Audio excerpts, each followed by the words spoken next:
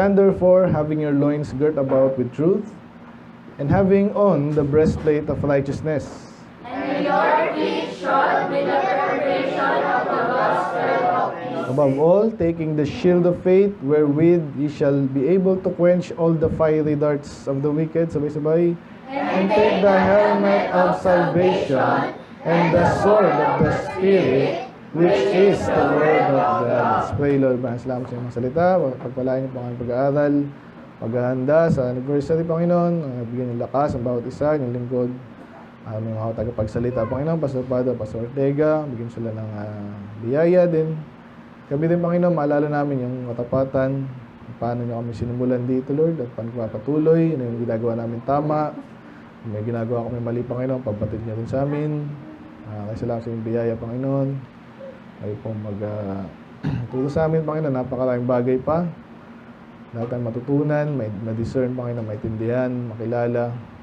So, kayo po ang may taas lamang sa aming pag-aaral. Kaya malalati, in Jesus' name we pray. Amen. Nakakaupo na po. Good morning sa lahat. So, ito pa rin po ay part ng ating series nga po sa ating anniversary. Pangatlo na po ito sa 4. And then after nun, of course, yung anniversary na, no? So, last time, naalala nyo po, first Sunday natin, discerning word and living. The discerning and living word of God. Then last week, the discerning and powerful word of God. Ngayon naman, balik tayo sa ating text. Pero mamaya pala yun, no? So, dito yung binasa natin itong tinatawag na ilang the armor of God. No? Pelikulang ganyan, medyo kalokohan naman. Literal na armor. Ito talaga yung armor of God. Ano po ito? Spiritual. Amen? So, kinumpara yung helmet, of course, is salvation. Yung breastplate, ito po yung righteousness. Yung belt o yung girdle ay truth. Ano yun? Yung protection ng paa, feet, shod, o yung shed ng feet, ay preparation of the gospel of peace. Shield, yung faith. And then, ano pa yung hindi ko nabanggit? Sword. Ayun yung huli. Nabanggit na rin. So, yun nga. And then, yung topic natin sa ating anniversary, discerning word of God, salita ng Diyos, kasama siya doon sa armor of God, or ano sabi dito? Armor of God nga, whole armor of God. So, pero yung sword, ang special sa sword, siya actually offensive, no? Hindi lang siya armor. Pero sabi nga nila, totoo naman, ang sword pwede mong pang-offense, pwede din defense, di ba? At consistent ito sa ating pag-aaralan. Ito yung sword, ito yung word of God din. So, last time nga, napag-aaralan natin, living word of God. So, may kinalaman sa discernment, buhay yan, mapagkakatiwalaan, buhay, hindi siya patay, nag-a-adjust, pero hindi kailangan mag-adjust ng meaning, pero in a way, yung ganun. Kaya tatuhin natin yung salita ng Diyos na hindi parang didiktahan mo. Kasi iba naman, grammatic, parang kahapon nag-usap kami ni Daddy, no? May tanong si Daddy. Actually, minapanood lang siya. Itong mga pastora pa yung napakinggan ni Daddy. Masyadong OA ba? Alam nyo ba yung salitang worm yan? Hindi yan basta worm. Mas magaling pa sa salita ng Diyos. Pabida po. Ganyan mga style lang iba. Iwasan nyo po yun na importante sa atin na totoo. Di tayo nagbibida kasi ang mabuti ang Diyos, siya yung nag-provide sa atin ng kailangan natin. At yung nabanggit ko last time sa inyo yung mga Calvinist at ibang mga false teacher, ang laging style niyan para ma-capture yung tao, ang style nila is yun nga, nagbibida, nagmamagaling para yung tao nakadepende sa kanila. Naintindihan niyo ba yun? Parang sa marketplace po, obviously, gusto nating makakain diba? So, kaso yung mga loko-loko, wicked people, hindi sapat sa kanila yung kumita lang. Gusto nilang ma-manipulate, makapture yung market. May mga way yan mga yan para yun, hindi sapat sa kanila yumaman eh. Sobrang yaman, gusto nila makontrol hanggat maaari. Hindi sapat sa kanila yung yaman lang, power, ginag-grab nila yan. So may mga method sila na may ano yung term doon? Nila manipulate, yung monopolize yan. So ganyan din yung mga kulto ngayon, kaya kanya-kanyang lagi silang merong distinctive sa kanila na mali, no? So sa Baptist may distinctive tayo, pero ayun yung nag-guide sa atin na hindi sumama sa iba't hindi makalubilo sa iba't. Kasi hindi tayo naglagay nun. Kasi kaya yung distinction ng Baptist, yun talaga yung tinitira ng kaaway, hindi magaya. Okay? So kaya sabihin nila, Bible din sila.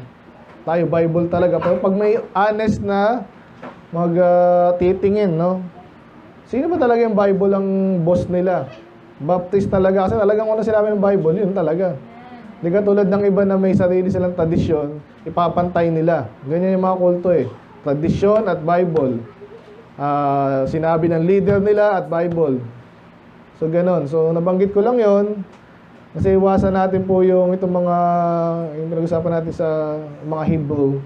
Tinataas nila yung Hebrew language, which is nawala nga yun eh. Yung pinag-usapan din namin ni Stephen nung isang araw nga rin, kasi nga, nabanggit ni Daddy. No? So, ang Hebrew nawala po yan na ilang taon, inalaw ng Diyos na mawala yan parang 2,000 taon. Tama ba? Oo, mga ganon. Kasi nga, nasakop yung Jerusalem, nahiya na sila, pahiya sila eh. Talagang in-overthrow sila ng Panginoon. And kasama dun yung language nila, the Hebrew tongue, the Hebrew language. Pero hindi siya absolutely nasira, pero ni-restore siya. This century lang. Past century, 19 something. Nag-umpisa lang ng mga 800 something. So, 1800s. So, bakit inalaw ng Diyos na mawala yung Hebrew? Okay, mawala, ibig sabihin sa daily walang gumagamit sa daily communication. Na-preserve lang sa Bible nga. As in literal sa Bible. Sa Hebrew Bible. So, na-translate na rin niya sa Greek. So, hindi nawala. Naintindihan mo natin. So, gusto ko sabihin, ayaw ng Diyos itaas yung hindi dapat itaas. Ganon ang language, ganon ang tao, ganon ang tradisyon. Kaya gusto lang itaas yung salita niya, tsaka yung pangalan niya. Pero ano mas mataas, ang pangalan niya o yung salita niya? Yeah? Ha? Pangalan. Parehas. Parehas. Salita. Salita. Salita. Salita. Parehas. Salita. Salita. Tulog na si Brad. Salita. Salita pangalan. Pareho. Salita. Parehas. Parehas. Parehas po, pero yung focus niya po, word. Parehas po. Parehas. Okay, sabi sa Bible, He has magnified His word above all His names. So, ipuntahan yung pangalan niya. Kasi yung iba, again, inaano na yung pangalan. Kaya mga kulto, ganun. Anong pangalan nyo? Kami nga pala, Iglesia ni Cristo. Hindi naman original sa kanila yon. Tsaka hindi yung proper name. Common name yon, Iglesia ni Cristo. So, Iglesia ng Diyos. Pareho naman yon. Pero common name din yon. Kung gagamitin kami yan kasi na-invento ni Soriano. Kalokohan itong mga si Kibuloy naman. Pagandaan ng pangalan. Magandang pangalan, kaso nga, intindihan ng context din. Pero kaya sabi ng Panginoon, mas may importante yung salita niya. Kasi salita, kasama dun yung iyong will. Kaya mo sinabi yung bakit ganon. Yung pagkakasabi mo ng salita mo, yun ang gusto mo, yun yung iniisip mo eh. In the first place. Kaya hindi tayo, ito pala pangalan namin, yun na yun. Kami nga pala, Iglesia ni Cristo. Yun na yun. Inaaral lang salita kasi marami yan, pero nagkakaisa naman yan. So, sa mga commandments ng Diyos, 10 yan, comprehensive yan, pero Sinamaray sa dalawa, sinamaray sa isa. Saan tayo napunta doon? Yan, so yung Word of God ngayon ay medyo versatile yan. Pwedeng offense, pwedeng defense. May nakalimutan ba ako sa train? Ngayon na yan, kaya inaano ko yung salita. Kaya ngayon, doon tayo sa pangatlo. Balik tayo sa, ito na yung, yung armor of God. Kasama yung salita ng Diyos. Ano daw yung salita ng Diyos? Ito yung sword. Kaya ating pinaka Hebrews 4:12, quote nyo nga, "For Word of God is quick and powerful and sharper than any two-edged sword, even to the dividing asunder of soul and spirit, and of the joints and marrow, and is a discerner of the thoughts and intents of the heart." Inaati po natin sa apat yan. Last time yung quick is alive, lively, living. Last week, powerful. Ngayon naman, sharp. Hanggang sa piercing yan. Kasi ganun din yan. Sharp, piercing, dividing. Next week yung discernment. Discerner, which is yun yung pinaka natin. So again, ano natin sa ating pangalan sa discerning. So kaya title natin ngayon is Discerning and Sharp Word of God. Subtitle, of course, part 3, subtitle, The Piercing Edge of God's Truth. Sino dito na hiwa na yung kamay nyo? Taas mo nga ba?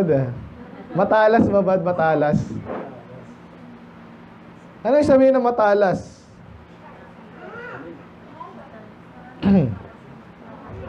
Sinabing sharp, maraming meaning actually, ang karamihan is positive, no?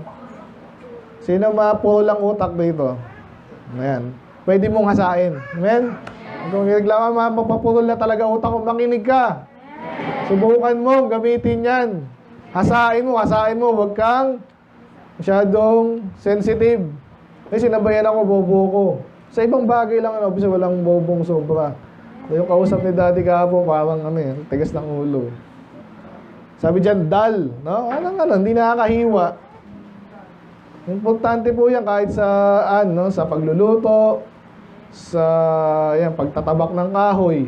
Biruin mo purol yung mo, ikaw yung mahihirapan.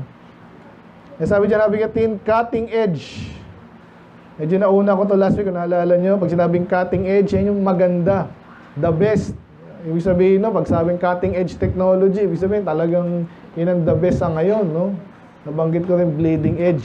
So, nasa edge kasi tayo ngayon. Pag sinabing edge, kung may edge siya sa akin, ang sabihin may siya, advantage. Ba't ano ba yung edge? Wala si edgy. Ano kasi ba edgy? Ano oras? Si edgy. Hindi mo alam. So, sinabing edge, yung pinaka, diba? Wedge or edge. So, either dulo lang yun. Pero pag sword ang pinag-uusapan, talagang yung nakakahiwa. Shot, pwedeng pointed, no? Matulis. Kasi pag tulis yan, lahat yan is, ganon, medyo manipis kumpara dun sa ibang part, no? Pero, sinusuportahan nung part na malaki yung manipis para makahiwa at magawa, no? Ito naman, pierce. So, sharp knife, sharp point, and then, pointed. Ito yung sabi ko sa inyo, matalas ang isip. Sabi niya, marked by practical, hard-headed intelligence. Talino. Ang galing. Ano niya naisip yun? Diba? Parang madalas natin sa pagputol ng puno. Pagputol ng puno, medyo napakasimple lang. Hatawin mo lang. Lakas. Pero yung pag mas mapurol yung mahihirapan ka. Kaya maghasa ka, huwag kang manghihinayang na may mag-spend ka ng time na ihasa. Paghasa, talim yan. Ganon din kahit sa naalala ko yung mga drill bit, di ba? Yung mga drill bit, ganon din yan. Mahirap bang magbarina? Kung marunong ka, hindi. Pero pag purol, subukan mo kahit magaling ka purol yung drill bit. Naku, naranasan ko yung kala ko, hindi lang ako marunong eh. Kasi bago yung bagong bili ko to. Pero iba-iba yan. Kaya huwag kang manghihinahin dyan ng mumurahin. Maniwala ka, mahihirapan ka naman dyan. Kahit triple, kahit 4 times pa yung presyo niya, matibay yan, matalas yan, ang bilis ng trabaho. Ganun din sa utak. Ano pa dyan? Clearly defined. Medyo ano to eh, po, crisp. Okay? Parang sa audio din. Di ba? Maganda. Gusto natin sharp. Sharp yung boses natin. Parang madali yung intindihan. Itong Shana, yan ang problema. Medyo ano pa, magsasalita.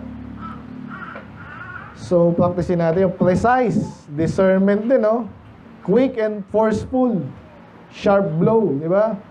Kasi mag-physics pa tayo.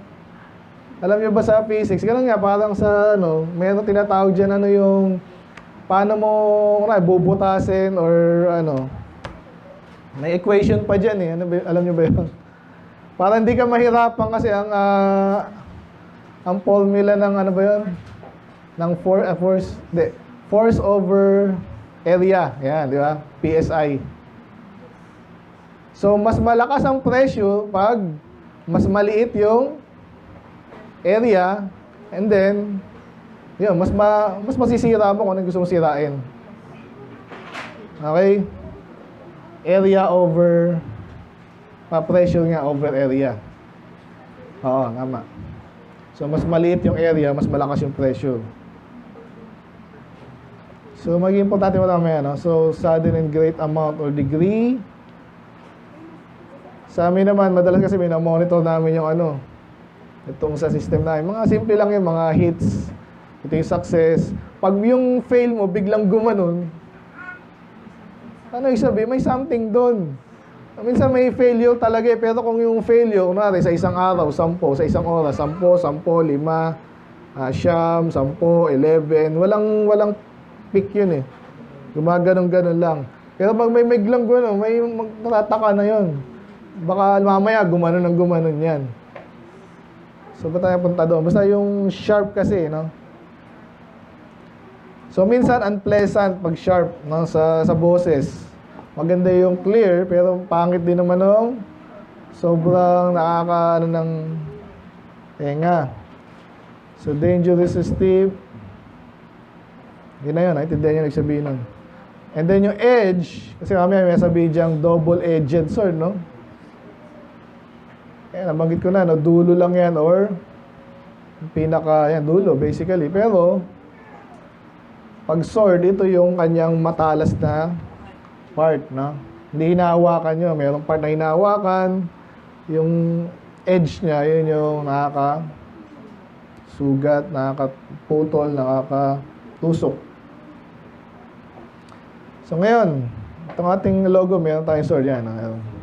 So, kitang-kita naman, pag sinabing two-edged, kasi nauso rin po nung unang panahon, kahit po yung samurai, alam niyo yung samurai, di ba? Katana. So, maganda rin daw yun eh, kasi yung pinaka-ganon niya, medyo pa-ganon yun, lumalakas eh. Actually, nakita sa YouTube eh. Sinubukan niya lahat, yung broadsword, yung pinaka-maraming mahati. Ang panalo yung katana, kasi nga kahit may konting pa-ganon yun, siguro pag ang natural na pag ganyan mo, medyo tas nakaganon siya, hinihiwa niya, di ba? Pinalo mo lang siya pero hinihiwa niya yung, kasi may ganon siyang, medyo pa ganon siya sa dulo. Gitna hanggang dulo. Galing ng pagkakadesign. Pero ito, kaya ganon din yung kung napansin niyo sa bandang dulo, medyo pa ganon din. Talagang pagsaksakan din kahit bakal yan. Nabanggit ko kanina, di ba? Pressure over distance. So, mas pointed, mas sharp, kahit bakal yan, kung malakas din. Nagko-contribute yung lakas, last week, lakas, kaya nagko-contribute din yung sharpness. Pag mas sharp, mas madali ang trabaho. Nagagawa yung trabaho. Mamaya, pupunta pa tayo sa mga gamit ng medical surgeon, Yun yung first point natin. So, mga scalpel. Tsaka basically, kahit sa, sa kitchen, may tinatawag na Japanese, may mga ganun pa eh. Nakita niyo ba sa YouTube, yung sarap kainin kasi medyo, mahal naman nun. Kasi, yung sword, yung knife pa lang nila, napakamahal na rin. Ewan ko ba, kasi basta magaling yung pagkakagawa. So, yan pag-usapan natin ngayon, i-relate natin sa buhay natin, of course, saka sa katotohanan. So, yun. Bakit another term natin, precision na sinatawag, no? Hindi mo gustong, lalo na sa surgery, mamaya punta tayo doon. Kaya blade yan. Kaya nga ma-focus yung puwersa dun sa isang side, mapuputol mo yung dapat mong putulin. Okay? The precision of the blade, the skilled surgeon uses scalpel to slice through flesh. Hindi naman maano ang flesh, hindi naman masyadong matigas yan. Depende sa inyo, di ba? Naalala ko tuloy yung mga boys. Huwag na. Pero yun.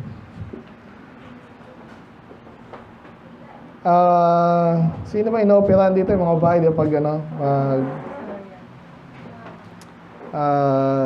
CS. So, biruin niyo pag dapat yun, isang slice mo, hindi mo na ulitin. Kasi pag inuulit mo na naman, edi ang daming sugat. Okay? So, kaya precision.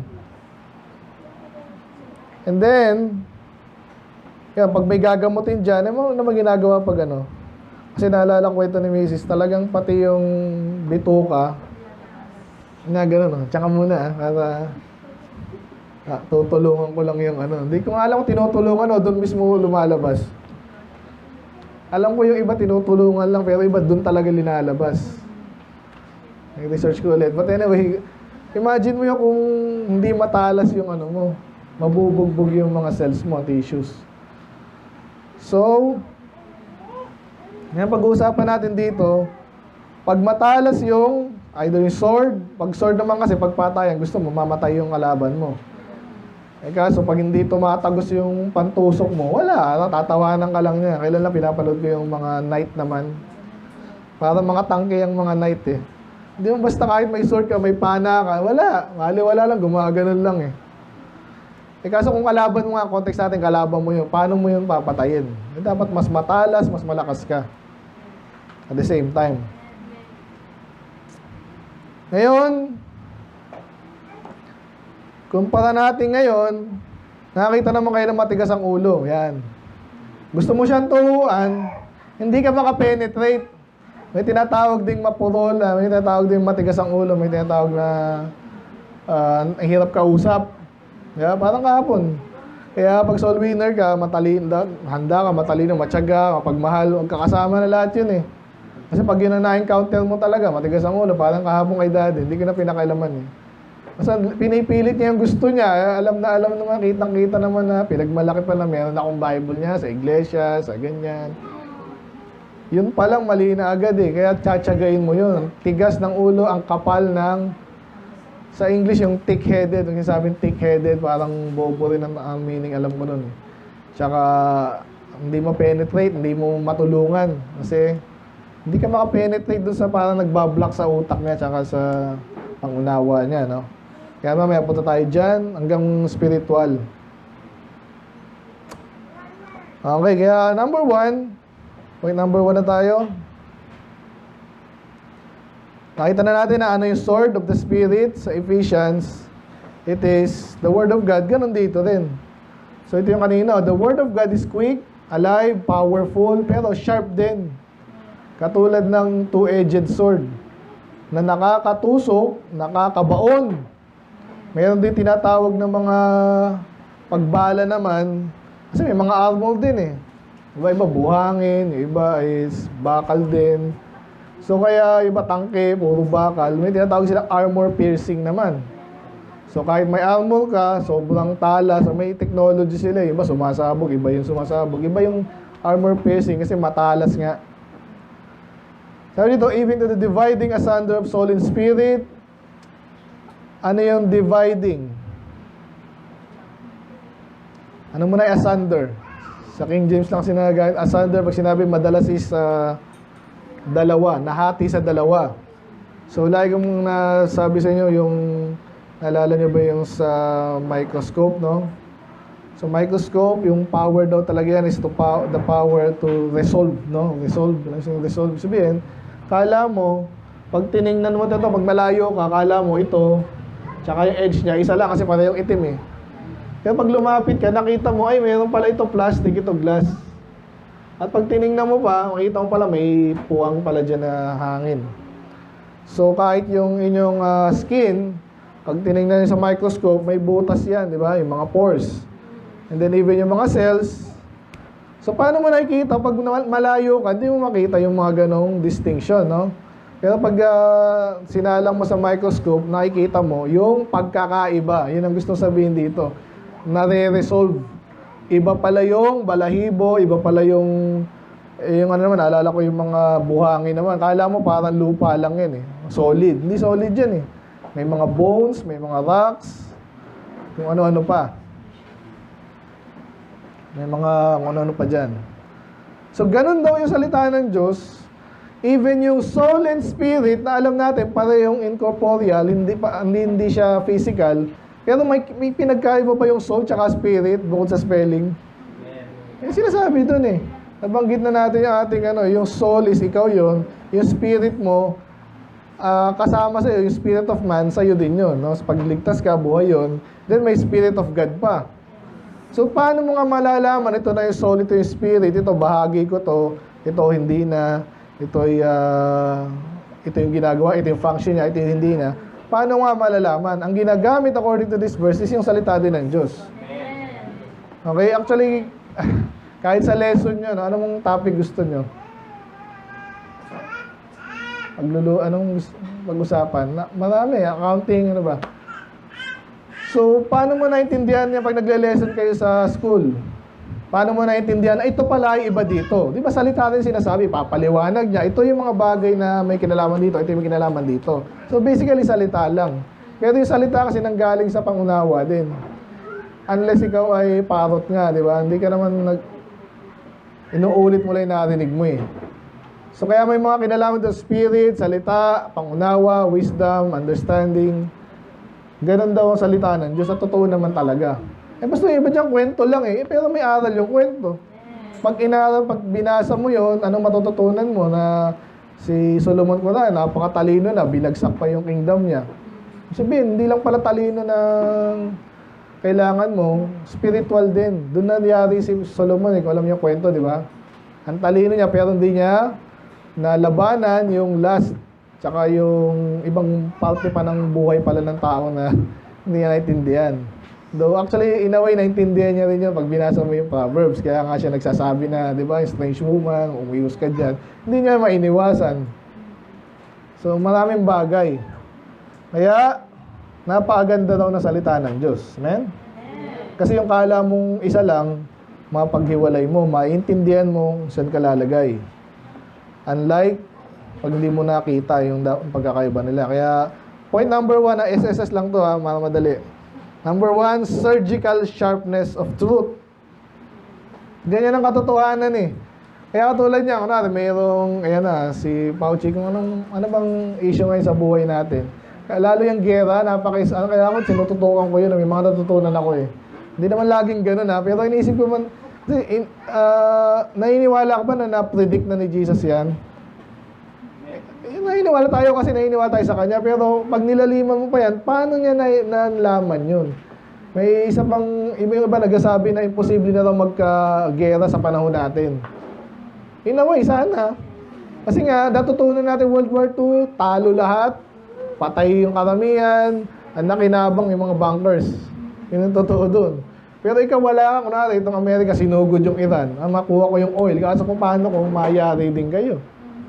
At, nalaman ng ibang tao na ang Amerika pala ay yung tinatawag nilang moral ground nila na dati, sinasabi nila, sila yung pulis ng buong mundo.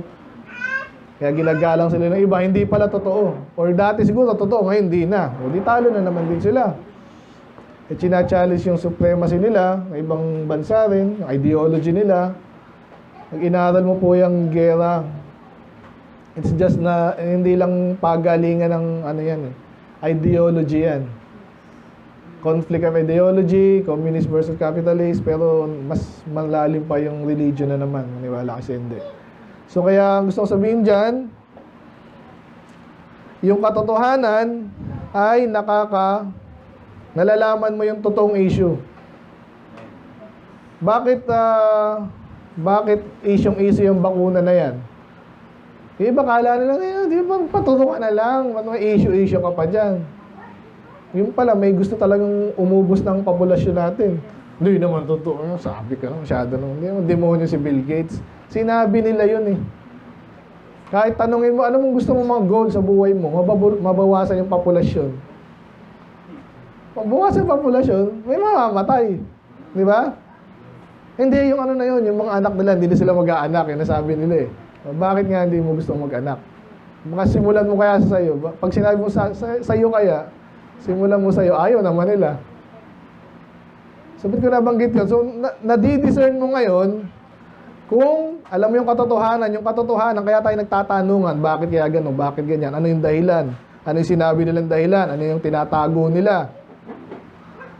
Kahit pag gano'n yan, tago-tago, yung katotohanan lagi ang di-divide. Yung malalaman mo yung totoo dahil sa hinati mo, itatanungin mo, gagamitin mo yung salita ng Diyos. Nakakuha niyo ba? Ibig sabihin ganito. Kaya may mga issue sa buhay, pansinin mo yung mga taong walang sagot sa kanilang buhay, walang purpose. In a way, may purpose naman tayo, maging masaya, ganun. Ginawa ka ng Diyos para maging masaya ka lang, tapos patay ka na after. Hindi, mababaw yun. In a way, okay, in a way, hindi. Nung tayo bata pa, importante lang sa atin, makakain, makapaglaro, at ano eh. Kaya pag tumatanda ka, nagtatanong tayo, saan ba ito patungo lahat ito? Amen. At kung hindi mo alam yung katotohanan, para kang sword. Wala na. Wala nang sagot, Ewan ko, bahala na. Pero pag may sharp, tulot ka, alam mo, naiintindihan mo bakit yung galawan, naiintindihan mo yan, bakit ganito sila gumalaw, bakit nila ginawa to, ba't hindi nila ginawa to. Gagamitin mo yung salita ng Diyos. Amen. Hindi mo magamit yung kung hindi mo siya alam. Okay, kaya nga kinumpara sa sword. Alala ko tuloy, no? Alala nyo ba yung pelikula na naman ako? Pero hindi, ano naman talaga tutunan kayo eh. Lumang pelikula na, alam yung Zorro.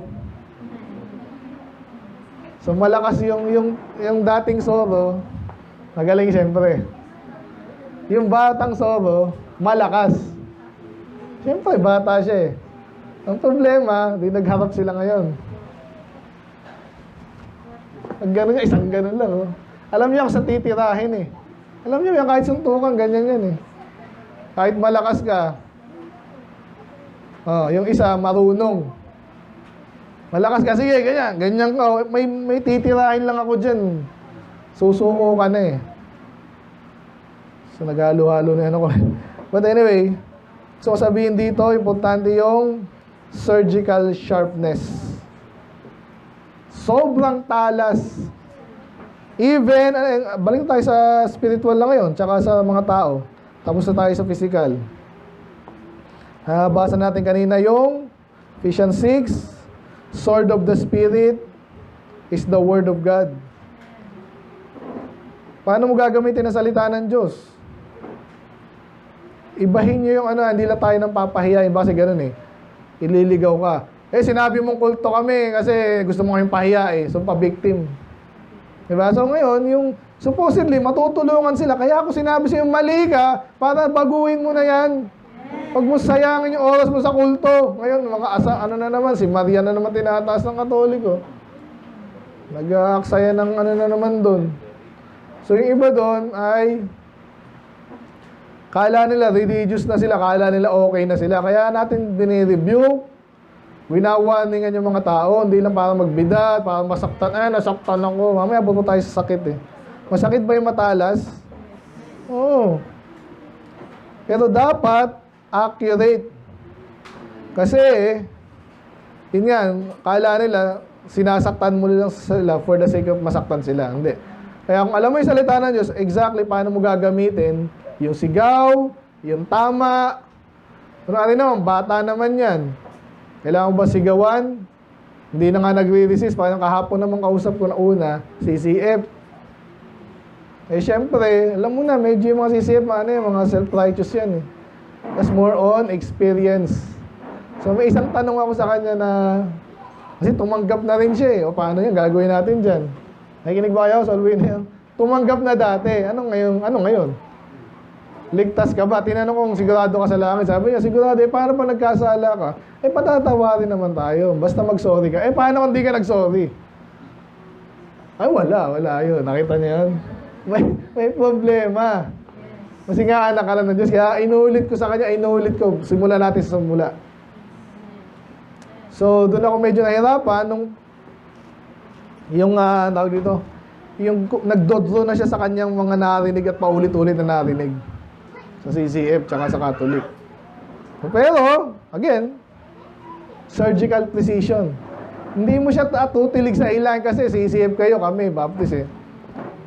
May tama ka doon pero medyo ang dami mong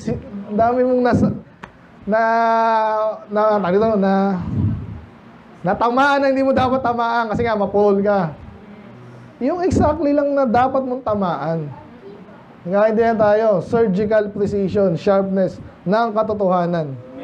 At balik tayo doon kay Zorro, inaaral yon.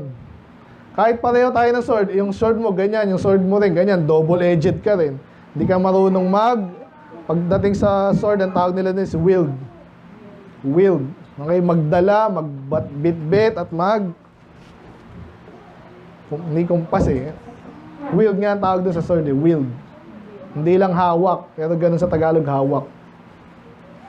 May mga ganyan, pati yung, pwede mong gamitin yung weapon, yung di ba? Kung ayaw mong patayin, gusto mo lang hiluhin, tadya ka. Tapikin mo lang ng likod, masakit yun, pero hindi siya patay, hindi siya sugat. May mga ganun eh, may mga time na hindi natin kailangan bugbugin patayin yung kalaban natin. Amen? Ganun yung police, alam nila yan, may rules of engagement. Kung bata naman yan, papatay mo dahil may baril ako eh. May nangyaring ganun pag medyo takot din siya. Baka maunahan ako eh, pinatay ko na. Hindi pwedeng yun. At kahit sa batas natin, hindi pwedeng may baril ka, hindi pwedeng barilin. Pag walang, tinatawag nilang, hindi malinaw yung yung threat sa buhay mo. Ayan. Ay, nasa kalsada. Ay, nagnakaw doon. Patutukin natin ng bomba. Pananagutan ka pa rin doon. Sana nakakasunod kayo. So, surgical sharpness of the, anong sabi sa Revelation?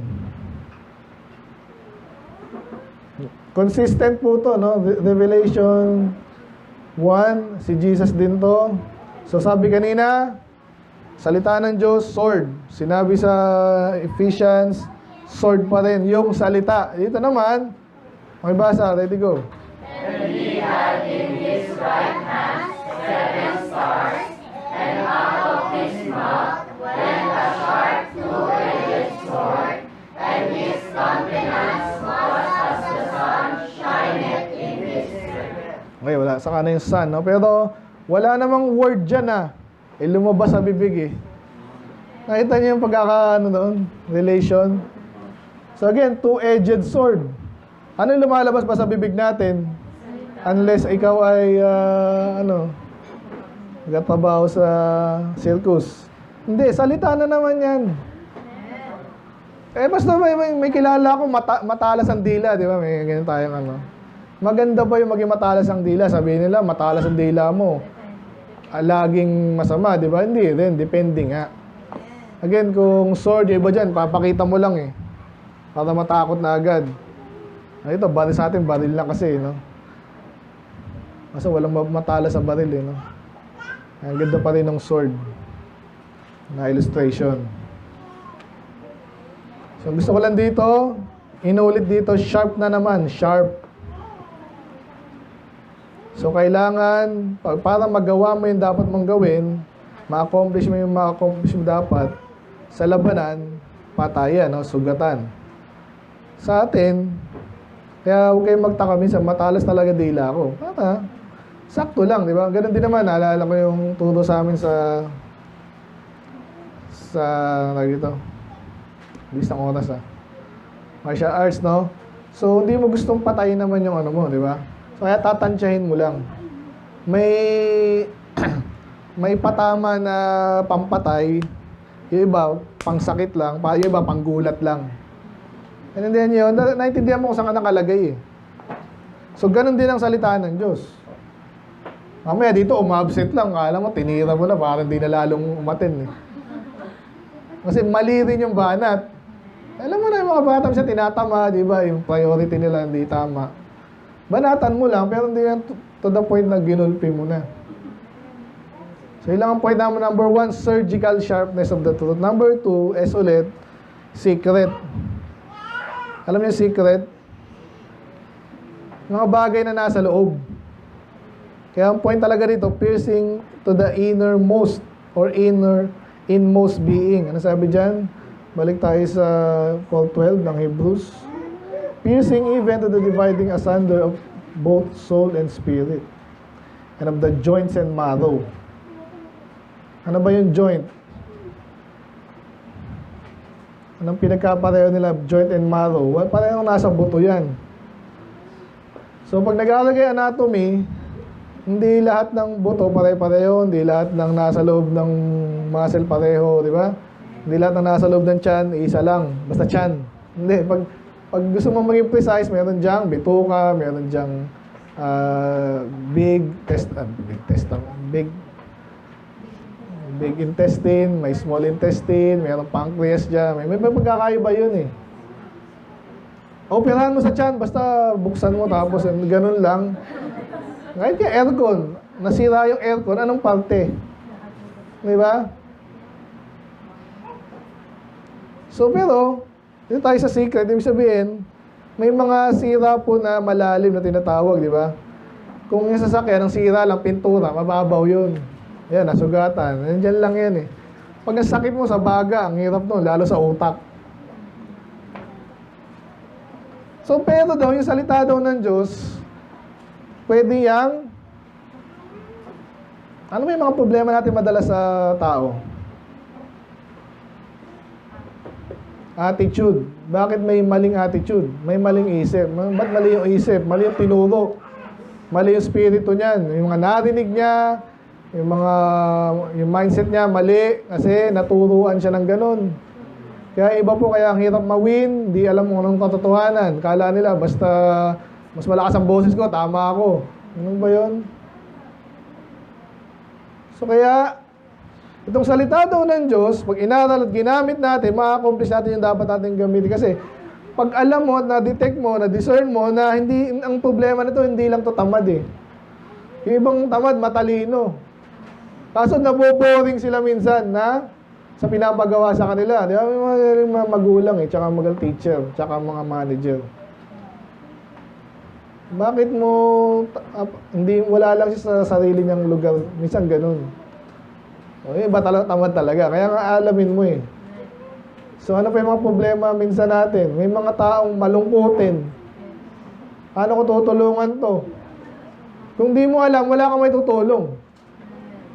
Pero pag meron ka salita ng Diyos, ginamit sa iyo ng salita ng Diyos, natutunan mo yun dahil sa salita din ng Diyos, ginamit, tinulungan ka rin ng iba, tinuruan ka rin ng iba. Pag na-encounter mo sa iba yon, alam ko paano tuturuan to.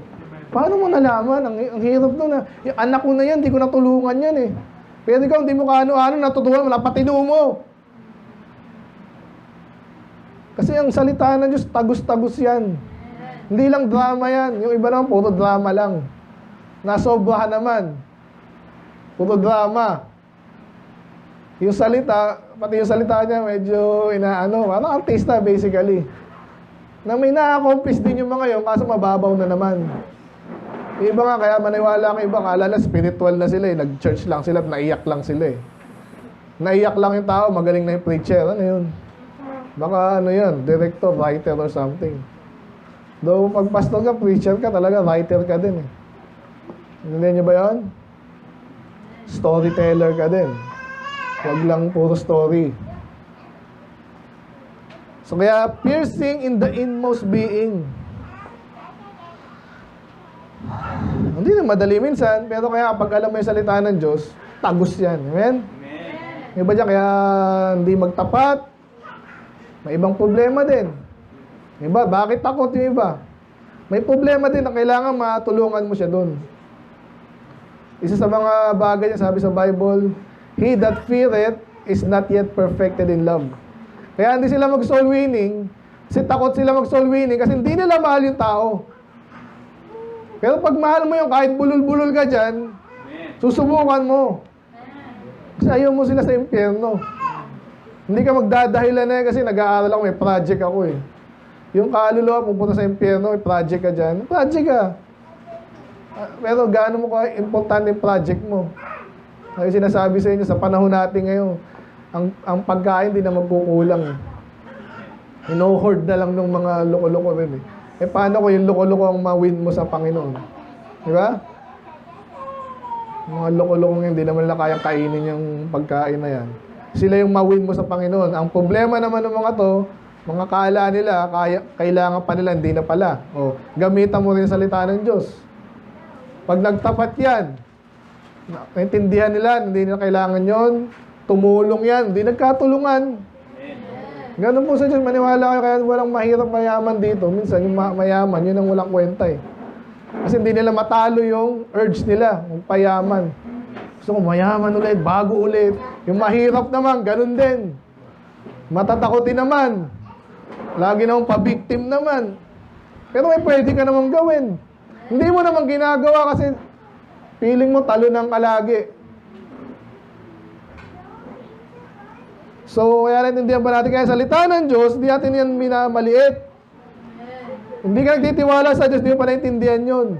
Minamaliit mo rin ang Diyos. Wala kang tiwala sa Diyos. O sinong talo? Sinong may mali doon? So kaya malalim was secret, piercing to the dividing asunder. Ano ba yung mga dapat natin maintindihan? Yung mga baguhan, yung mga baguhan, yung mga Udyo daw, sabi nila, masyadong literal naman.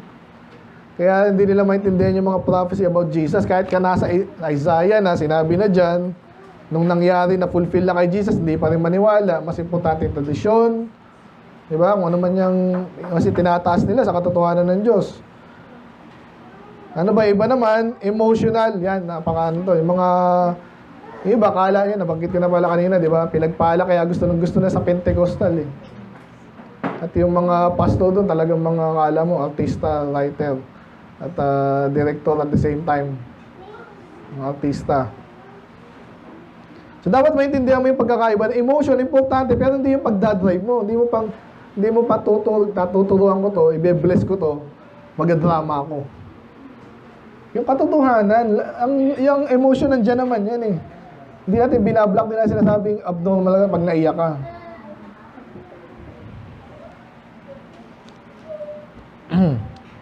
Yun na yun. So, isa sa mga term na sinasabi na dito is conviction. Alam niyo ba yun? Biblical yung conviction, di ba? Pag sinabi na convict, hindi nakulong ha. Kaya pag na-convict, ibig sabihin, naintindihan mong mali ka talaga. Kasi iba kaya hindi nagbabago rin. Hindi nila may mali ba sa ano? Mali ba yung tamad eh? Okay na, gusto kong magtulog ng ano eh. So, pero pag naparating mo sa kanila, ginamit yung salita ng Diyos, sinabi sa Bible, ang hindi yung trabaho, huwag kumain. Huwag kaya sinabi ng Diyos yun. Gusto lang niya tayong gutumin. Hindi. Mas makakabuti sa iyong maging masipag din. At marami pang bagay. Ano pa yung mga na-convict ako. Kala ko, parang kahapon. Ang hirap kasi nung pinuntahan namin, medyo mga ano eh, mga subdivision ba yun? So kaya pag ganun, kinakabahan na parang wala tayong, hindi tayo pagbubuksan dito. Eh yung isa may tattoo pa, yung nagbukas sa amin. Hubad, tattoo, pinapasok kami.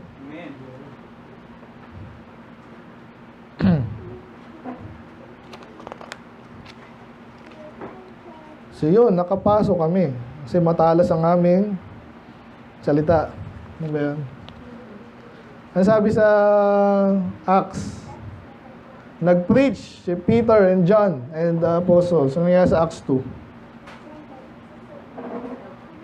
Now when they heard this, they were pricked to their heart. Nagsalita lang si Peter and John and mga kapatiran, mga apostol at mga disipulo, no? Paano sila na-prick? Pag sinabing prick, ganun din yun, di ba? Natusok. Kanya tawag tayong makapalang mukha, makapalang balat, di ba? Ganun. Kahit anong salita mo, wala lang, kalokohan lang. Pero may mga salita na papasok eh. Intindihan niyo ba yun? Inaaral natin. Salita ng Diyos yan, hindi yan basta-basta. Wala kang pakialam kung anong nationality ka. Sabi niya, and then said Peter to the rest of the apostles, men and brethren, what shall we do? Nakita niyo yun? Noong una, walang pakialam sa kanila. Sabi niya, mga lasing ata kayo eh. Inaasar pa sila.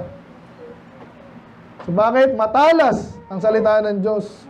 Nakakatusok sa tamang paraan na kaya manunusok ng walang kwenta. Pagagalitan tayo, bandang huli, lalong di nakinig, nadamay pa kami sa'yo. Job. Matalas ba ang salita? I have heard of thee by the hearing of the ear, but now mine eyes see thee. Wherefore I abhor myself and repent in dust and ashes. So, sino to? Then Job answered the Lord. Yan. So, pag matalino ka, mayaman ka, at minsan hindi na makapenetrate ang Diyos sa'yo eh. Hindi ka na nakikinig, hindi ka na, alam mo, hindi mo kailangan ng Diyos. So, sinasabi ni Job, nakikinig kita, nakita kita, hindi niya nakita ang Diyos sa mata niya, physical. Ito yung pinapaunawa sa kanya ng Diyos. Amen? Kaya nung nakita at napakinggan, narinig daw niya ang Diyos, ano yung response niya? Na-abhor ka sa sarili niya. Kala ko, okay na ako. Ngayon, madumi pala ako. Ayan. Ganyan pag sa soul winning, ha. Yan yung OA. Pero, kailangan po yan. Sabi nga nila, ang tao, hindi magte-take ng medicine kung wala naman siya sakit. Hindi niya alam na may sakit siya. Doon ngayon, baliktad na eh. Kahit walang sakit, kung natin may sakit. So, doon muna tayo sa totoo. No? Kung may sakit ka, yung iba ayaw uminom ng gamot, either mahal or ayaw lang. So, hindi. Kailangan niya malaman na siya ay makasalanan spiritually. So, anong gagamitin na naman natin? Salita na naman ng Diyos. Paano? Hindi yung mga kwento dyan o yung basically, yun na yun. Kung nakikinig kayo soul winning, yun yun. No? Hindi natin kailangan pukpukin sila, pero kailangan sabihin mo. Amen? Parang kahapon na naman din, nasa SM kami, yung isa doon, hindi ko malaman. Okay naman yung iba eh. Kaya mo iligtas sa sarili mo. Hindi po. Yung isa, kaya ko po. Anong gagawin mo pag gano'n? Salita na naman ng Diyos. Ano sabi salita ng Diyos? Lahat nagkasala. Walang matuwid, wala ni isa. Kaya mo pa rin? Gamitan mo ng salita ng Diyos. Kung ang gagamitin mo sa salita ni Muhammad o kaya ni Yoda o kaya ni... Walang kwenta yun. Kung matalino yung tao, ano naman kung sinabi niya yun? Sino ba siya? Yung salita ng Diyos, tagus yun. Okay, tapusin na natin. Tagalan ako. Number 1, surgical sharpness. Number 2, secret or piercing to the innermost. Last na lang. Anong pakinabang natin sa matalas? Nabanggit na kanina yung gumagamit ng surgery. Ang surgeon ba, bakit ba niya ginagamit yan? Ano yung pinaka-overall goal niya? Bakit siya ng operation? Para gumaling. Diba? So ngayon, again, balik tayo sa sword. Minsan pwede yung pampatay, pero pwede rin pamprotekta. Diba? Or again, lalo sa mga sugat natin, minsan kailangang hiwain, then gamutin. Sa ating buhay, ano yung mga, basahin mo natin yung mga verses natin. Hosea. Remote, no? Hosea 6. Ay, basa kayo naman. Let it go. Let us return unto the Lord, for He hath turned, and He will heal us. He hath smitten us, and He will bind us up. Hinati tayo ng Diyos. Pero papagalingin tayo. Yung time ni Hosea, yan yung talagang pinarusahan sa paulit-ulit na eh. So, pero alam ni Hosea at ang Diyos, kaya kayo sinaktan para kayo pagalingin. Di ba? Parang yung bata, pinalo mo ngayon, pero natuto siya. Hindi siya mapahamak basta-basta. Kunwari, tumatakbo dyan sa kalsada. Eh, ayaw mo masagasaan, di ba? Yung mga binata dalaga, pinagbabawalan mo yung mga ibang bagay para lalong di mapahamak. So, masakit talaga pag pinagsasabihan ka. Masakit pag pinapalo ka. O hindi ka binibigyan ng bakang ano man niya pag di mo kailangan. Pero, mas mapapabuti ka. Okay? Ito yung ano dito, thorn. Hinati niya tayo, pero siya naman magpapagaling sa atin. He has smitten, pinalo rin tayo, hinataw, and He will bind us. So, dapat intindihan natin yun. Hindi lahat ng nananakit ay gusto ka lang saktan lang, wala lang. Sadista ako, hindi ganun. Ang Diyos ay mabuti. Ano sabi niya sa Job na naman? Sa Psalms 147. Sabi sa verse 3, He healed the broken in heart and binded up their wounds. So, akala ko pag natira na, kailan ba tayo kino-opera ng sugat natin? Yan, pag may na-infection, yan. May mga inaalis dyan eh. Lalo pag pag natira ka ng ano. Yung iba nga talagang ino-opera, tatahiin naman. Okay? So imagine mo, kaya ang point number 3 natin, the healing purpose of the cut is ulit, soothe. Sabihin, pampagaling. Ganun pala yun. Kung hindi yan matalas, ano pa kayo? Pag hindi yan matalas, ano mangyayari sa sugat? Ang pangit nung cut, may infection. Di ba? Narinig nyo lagi yan. Totoo yan, science. Pag-aralan nyo. So, kaya dapat, bukod sa malinis, syempre, yung mga scalpel, yung mga, ano nila, matalas kailangan.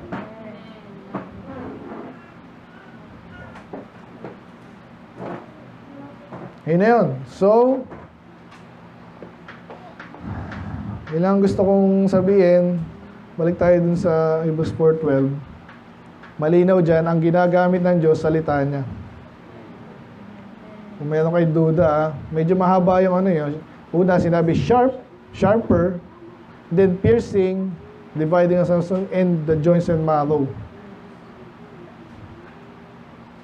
So, yung joints and marrow, pinipicture niyan, nire-refer niya yung mga malalim, obviously hindi physical, no? Spiritual natin. Okay, kaya ang dami po nakaka-relate ngayon, yung mga kulto ngayon na kaya marami ring following kasi ina-abuse, mini-misuse naman nila yung salita ng Diyos. Okay?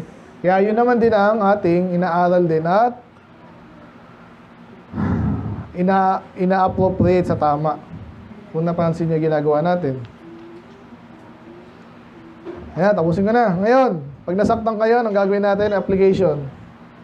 Nasaktan kayo. Kaya ayaw kong umatin. Ito na naman eh. May sigaw-sigaw pa dyan. May pa-hugging dito, may pasaring doon.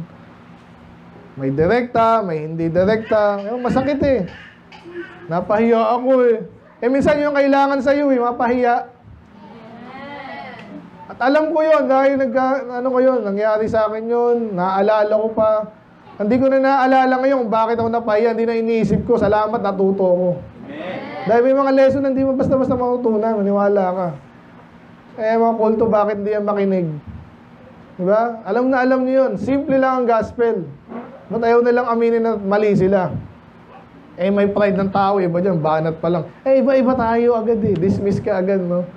Kaya nga, alamin natin yung tama at mali. Kung mali, gusto mo manatili. Paano masabi ikaw yung tama? Kaya nga pag-uusapan natin, ganito.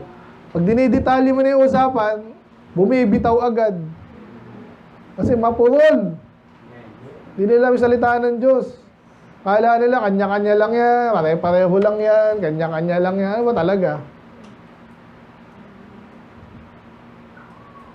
So, application. So, by the way, ano pala yung matalas? Salita ng Diyos. So, gamitin natin, masakit minsan, pero hayaan natin na tayo ay, di ba? Kung may kailangan tapyasan, sa Peter naman, ganun sinabi, para tayong tinatapyasan. Nakakita ba kayo sa YouTube na naman naalala ko, yung mga simpleng mga jewel ba? Pag hinukay po yan sa lupa, kahit diamond, ang pangit niyan eh. Wala lang, parang ordinaryong bato. Kasi yung mga marunong makakita, medyo kumikinang to eh. Ay, ibang klase to, ang precious jewel to. So, kukunin nila, patik pa yan. Gagawin nila, tatapyasin nila, isa-isa, chak. pag medyo ano na, may part na alam nilang precious na rin, yung iba doon, sinesave nila. May mga second class kasi yan. May second class, third class. Yung pinaka nasa gitna nun, yung maganda, kumikinang talaga yun, nakahasain. Pero tinapyas-tapyasan na yun. Alam nyo, parang ganyan tayo eh. Nakita ko yan sa sarili ko, nakita ko yan sa iba. Kaya mo pag nag-testimony, talagang grabe. Ganito ako dati, hanggang ngayon. Sana nawala na yung dapat matapyas sa'yo, amen? Anong pantatapyas dyan? Yan ang tanong, yung tamad, paano mo tatapyasin yan? Ganito na ako eh, taruan mo. Mas masaya ang taong may pakinabang. Magpapasalamat yung tao sa'yo, parang kahapon nga, yung CCF, gano'n, salamat ginagawa niya, ha, di ba? Sabi ni Jackie, ano ginagawa eh? Pero siya na-appreciate niya eh. Kasi yung pastor nga, puro papogi lang yun dun eh. Paano maaabot yung ganun? Kala nila naabot na sila, hindi pa rin pala. Kung wala nagsipag, kung wala nag-aral. Paano? Kahit mga baptist ngayon, kaya nila dinadala yung baptist lang, ano yun. So kaya hayaan nating tapyasin tayo ng Panginoon kung ano yung kailangang alisin sa atin. At yung talagang kailangang operasyon. Kung may mga kasalanan din na, tsaka mga mindset, kailangan operasyon na, hindi ubra yung ano eh. Hindi ubra yung tapyas-tapyas lang, kailangan sa loob. Amen? Sabi sa mga program namin, minsan ganun din, may tinatawag silang core, hindi basta to, logic na talaga to, tsaka yung design nito, mali. Hindi pwedeng patsi-patsi lang. Amen, sasakyan, ganun din, pag kumakatok na yan, tok, tok, tok, tok, tok, naku. Lagyan pa ng maraming gas, wala magagawa yun. Pinturahan mo. Hindi ganun. So, ganun din sa puso natin, amen? Huwag kayong magtaka. Kaya tayo halos lahat ng klaseng tao, pero lang yung mga mentally ill na talaga. Tinatanggap natin dito yan. Ang may hirapan din talaga bandang huli. Kahit pa kayo nag-akay dyan, ang may hirapan yung pastor, napansin nyo ba yun? Kasi di madali eh. Tapos habang inaakay mo siya, iaakay mo rin yung isa na para akayin siya. Pero, pag salita ng Diyos ang gamit natin, marunong tayong gumamit, at tayo mismo nagsasubmit sa salita ng Diyos, sabay-sabay tayong inaayos ng Diyos. Amen? Kaya yun. So, last, i-apply natin sa discernment. Ganun din. Pag ikaw ay matalas ka nga, mali naman yung tinira mo, dapat na-discern mo. Yung ano yung hataw at ganun ba, ganun. Dapat na-discern mo yun. So, yun na, papasok na lang sila. Pwede naman kayo lumabas eh. Okay, so, sana naintindihan natin, discerning word of God and discerning and sharp word of God. Let's pray, Lord. Salamat sa iyong salita. I pray kayo po ay maintindihan namin, mahalin namin. Again, yun din po kami objective ngayon. Mahalin namin yung salita nyo dahil ito, yes, matalas, pero na-accomplish niya yung kanyang dapat ma-accomplish. Kung matalas, may discernment kami sa mga ginagawa, inaaral, paano ito i-apply sa iba, tulungan ng iba. May po itulungan niyo, Lord. Minsan, ano din kami. Hindi kami matalas. Ang ating isip, spiritual. I pray, tulungan niyo bawat isa. Even sa mga time na yan, nag-soul winning kami, nag-preach, nakipag-usap sa iba, nag-aakay, hindi na kami yung katalinuhan. Gamitin namin yung salita, Panginoon. Again, hindi namin magamit ito kung hindi namin ito alam. Hindi kami nag-take ng time para memorize, aralin, ang assignment namin, work these things, Panginoon. Tawarin kami, Lord, sa mga panahon namin tinatamad at sa sidetrack, Panginoon. I pray na. Pagpalain niyo, Lord. Again, mahalin yung salita. Mas basta nyo namin kakainin. Salamat po sa inyo provision. In Jesus' name we pray. Amen.